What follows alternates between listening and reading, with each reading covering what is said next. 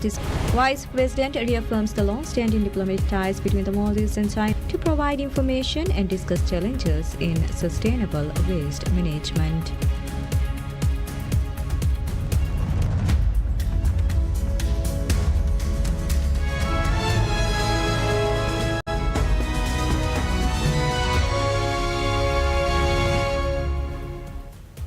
Bismillahirrahmanirrahim. Assalamu alaikum. Welcome to PSM News in English with me, Hafiz Abdul Sattar. And now the news in detail. The President's Office dismisses Dawood Ahmed, Under Secretary for Digital Strategy, following a determination that he provided false testimony during an official investigation into an incident in the capital earlier this year. The decision was announced by a chief spokesperson, Hina Walid, who said the dismissal was based on the findings of a special presidential commission. That commission had been appointed to examine events on 18th April 2025 when a young woman was found fallen on the roof of a residential building in Male. President Dr. Mohamed Muiz established the commission on 27th April with a mandate to carry out an independent, impartial and credible inquiry. Its responsibilities include verifying facts, assessing the conduct of relevant institutions, issuing recommendations and advising the President on the path forward. Before his dismissal was made official, Ahmed had already been suspended without pay effective on 24th April. On that same day, he tendered his resignation as chair and a member of the Presidential Youth Advisory Board, which the President subsequently accepted. The President's Office noted that the Commission completed its work in just 52 days, a record turnaround for such a body, and submitted its final report on Tuesday. The full report was published on the President's Office website at the direction of President Muiz.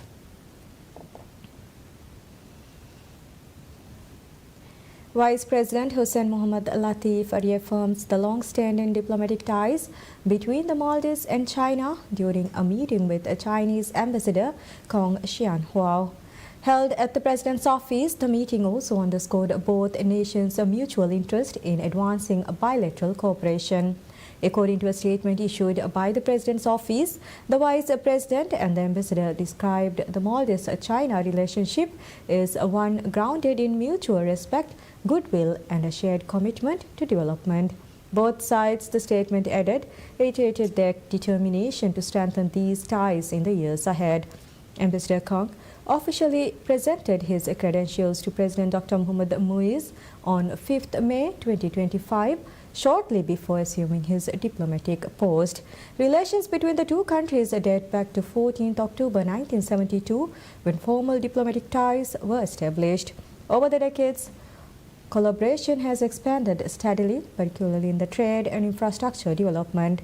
Under President Dr. Muiz's engagement with Beijing has assumed renewed priority, leading to a series of high-level exchanges, including a visit in January 2025 by Chinese Foreign Minister Wang Yi, who met with the President to discuss advancing bilateral cooperation. That same momentum has been evident at the Vice Presidential level. In December 2024, Vice President Latif traveled to China, marking a further step toward deepening the diplomatic relationship.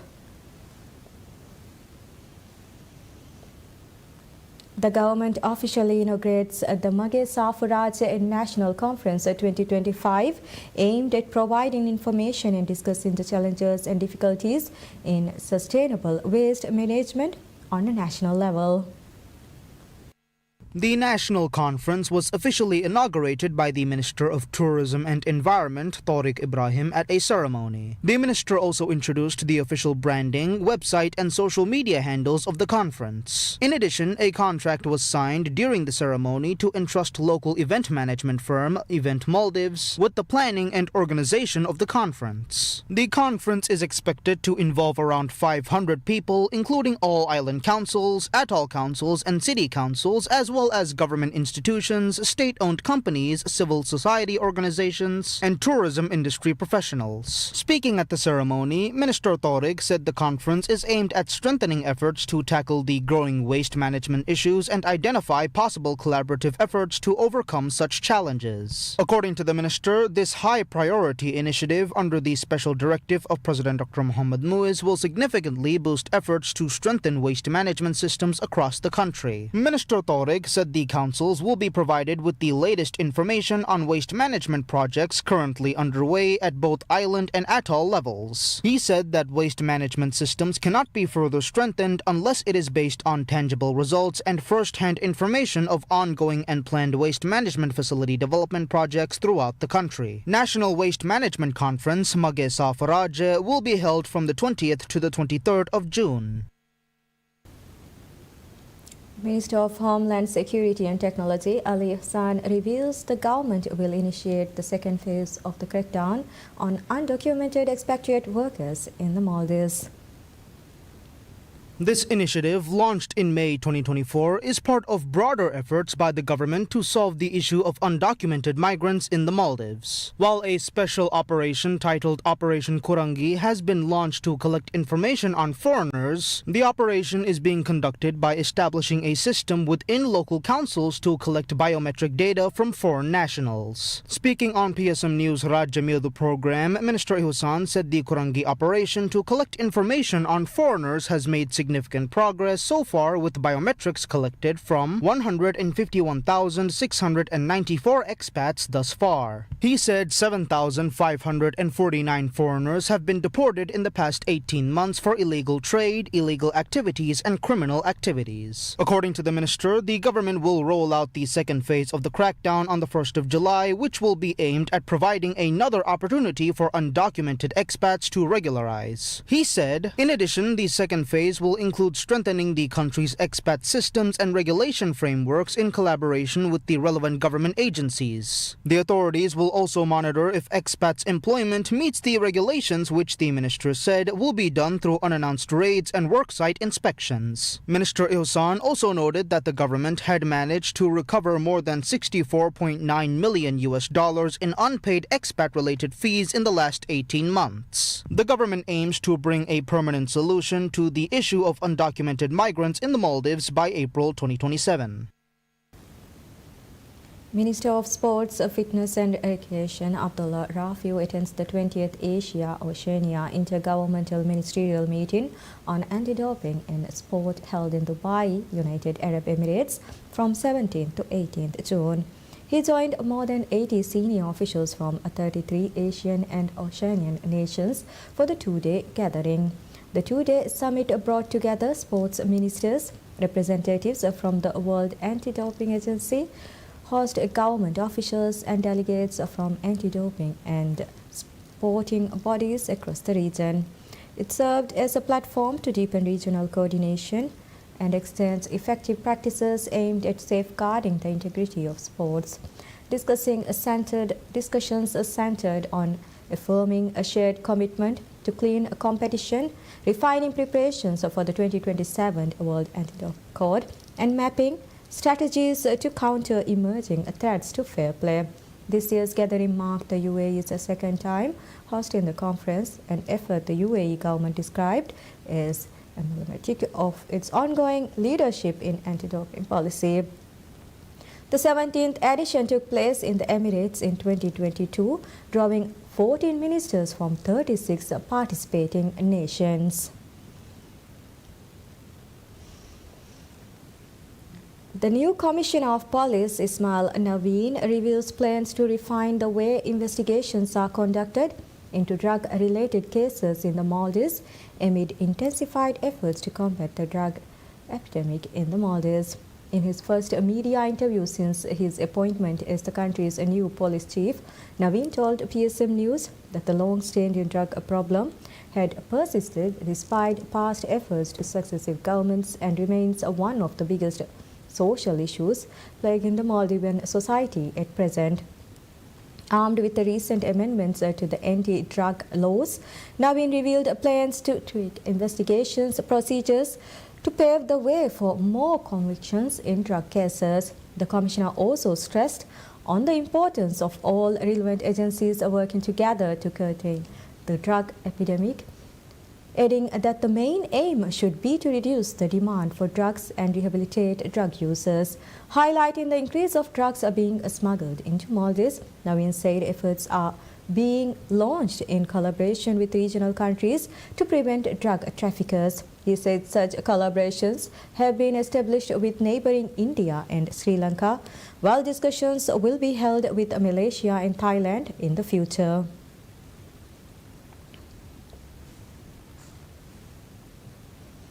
The President's office announces that applications are open for positions on the Board of Directors of the Maldives Inland Revenue Authority, MIRA. The President's office is looking to fill the vacancies of MIRA's Directors Board with terms of 4 current members nearing completion. Applications are being accepted from today until 12 p.m. on Sunday, 6th July. Application forms can be submitted between 8:30 a.m. and 12 p.m. on weekdays, excluding public holidays during the application period. Interested individuals may download the application forms from the official website of the President's office. The Maldives Inland Revenue Authority, MIRA, says that the amount of tax collected from banks increased by 51% last year. Banks are required to pay tax at the rate of 25% of their taxable income. Commercial banks licensed under the Maldives Banking Act, whether or not the bank is a resident of the Maldives, are treated as a separate taxable person under the Income Tax Act. According to the MIRA's 2024 annual report, bank income tax revenue increased by 51.9%. In 2024, MIRA had collected $90.8 million in bank income tax, which is 48% more than the estimated revenue of $64.4 million. The actual revenue from bank income tax last year is 51% more than the $62.7 million generated in 2023. Managing Director of the Maldives Transport and Contracting Company, MTCC, says the principal state-owned entity overseeing nationwide urban infrastructure projects has adopted a revised operational policy to accelerate completion of its extensive project portfolio.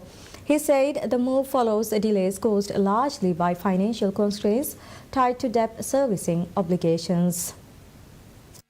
Saudi announced the policy during MTCC's annual general meeting at Barcelona Sundra Male, responding to a shareholders' inquiry regarding stalled project timelines. He noted that the company had been operating with limited funds as financial resources were primarily directed toward loan repayments. He said, quote, "After settling the loan obligations, the funds remaining for the project operations amount to approximately $518,134.72 end of quote. He remarked that the available amount was not enough value for the required materials or other costs. While managing 187 active projects, the total handled by the company over the past year. According to Saudi, the constraints had been compounded by capital investments, with approximately $51.89 million allocated to machinery procurement as of the 23rd of May as part of MTCC's expenditure program, with an emphasis on preventing loan defaults. He acknowledged that this financial prioritization had significantly slowed progress across project sites. In light of these challenges, MTCC is shifting to a segmented project delivery model, according to Saudi, outsourcing specific portions of work to third-party contractors. He said that within the scope of current contractual arrangements, the company aims to complete work segment-wise through capable parties.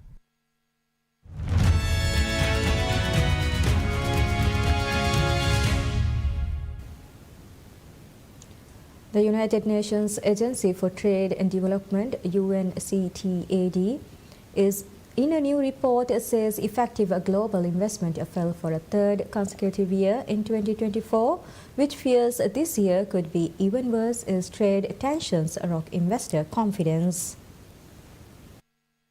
Foreign direct investment transactions that do not include several European continent economies declined by 11%, indicating a significant reduction in actual productive investment activity, according to UNCTAD.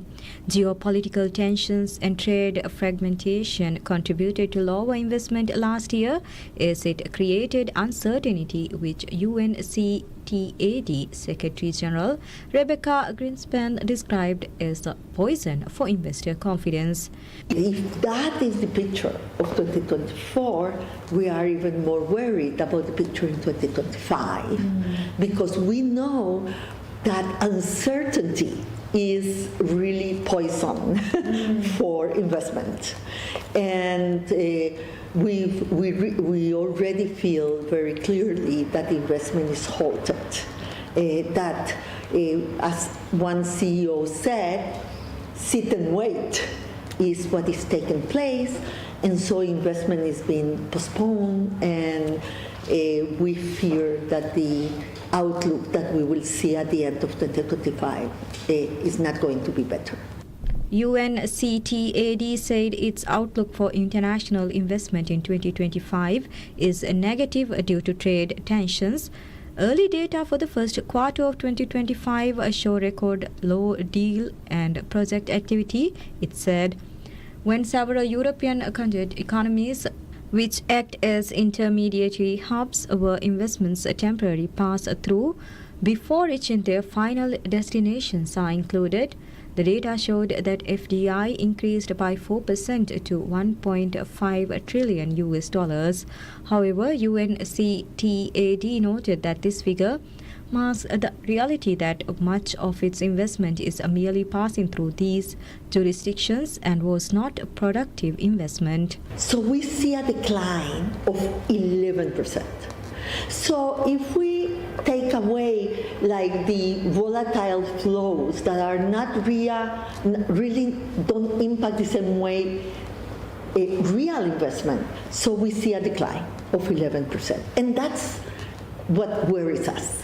What has a real impact on jobs and infrastructure and projects is going down. And this is the second year in a row that we see the same tendency. Developed economies suffered a sharp drop in investment with a 58% decrease in Europe. North America, however, observed a 23% increase in FDI, led by the US, which countries in Southeast Asia reached the second highest level of FDI on record with a 10% rise, representing 225 billion US dollars. Though capital inflows in developing countries were broadly stable, UNCTAD observed that capital was not being injected into crucial job-creating sectors such as infrastructure, energy, and technology.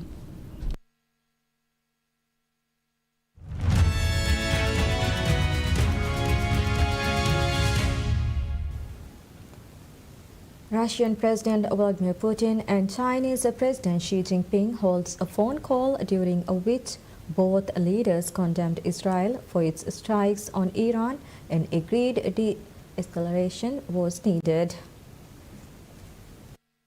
Kremlin aide Yuri Yushakov told reporters that both men strongly condemn Israel's actions which violate the UN Charter and other norms of international law.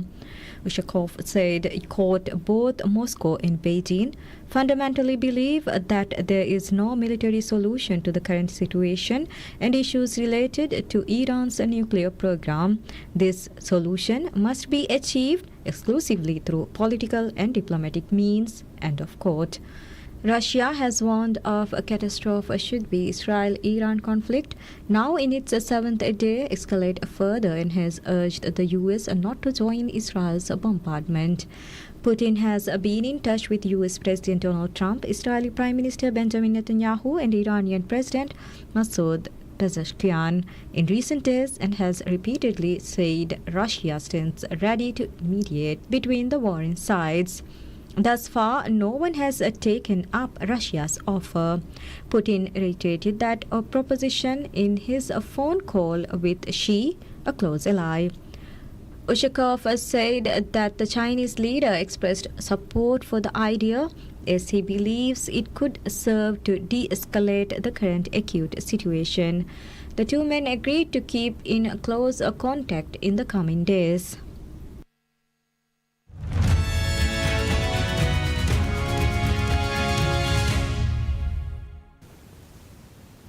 In sports, we have British second seed Jack Draper defeats Alexei Popyrin 3-6, 6-2, 7-6 to reach the quarter-finals of the Queen's Club Championships on Wednesday, while Czech 8th seed Jakub Mansik lost his temper during defeat to Spain's Roberto Bautista Agut. Draper won their only previous meeting when he beat Popyrin in straight sets earlier this year on his way to reaching the Qatar Open final, but faced a much tougher battle this time and needed the backing of the home crowd to pull him through. Draper found himself trailing when the Australian broke to lead 5-4 and served out to win the opening set, but the 23-year-old Briton was unfazed and won 4 consecutive games to take the second set. In the decider, Draper held 2 match points with Popyrin serving, but the Australian rallied to win 4 unanswered points to make it 5-5. In the tiebreak, Popyrin broke first and Draper responded. The Briton made the decisive break to lead 6-5 and smashed his 10th ace of the match to earn a hard-fought victory. Draper will face American Brandon Nakashima after he defeated British wildcard Dan Evans 7-5, 7-6 to reach back-to-back quarter-finals on grass after his recent run at the Stuttgart Open. Mansik crashed out after his 3-6, 6-3, 7-5 loss to Bautista Agut, receiving a code violation warning for unsportsmanlike conduct at one stage. Mansik won the Miami Open in March, beating Novak Djokovic in the final, having defeated Bautista Agut in the first round. But at Queen's, the teenager cut a frustrated figure as the 37-year-old Spaniard fought back after going a set down. The Czech 19-year-old 3-1 down in the second set, and after failing to convert a break point, he smashed his racket on the ground, which then slipped from his hands and flew into the stands, where luckily there were plenty of empty seats. The experienced Bautista Agut now meet Danish 4th seed Holger Rune, who stormed back after losing the opening set to beat American qualifier Mackenzie McDonald 2-6, 6-1, 6-1. The pair delighted the crowd, who remained at the Andy Murray Arena for the late match with some dazzling tennis, with Rune at one stage recruiting a loop from McDonald with a through-the-legs shot from the baseline.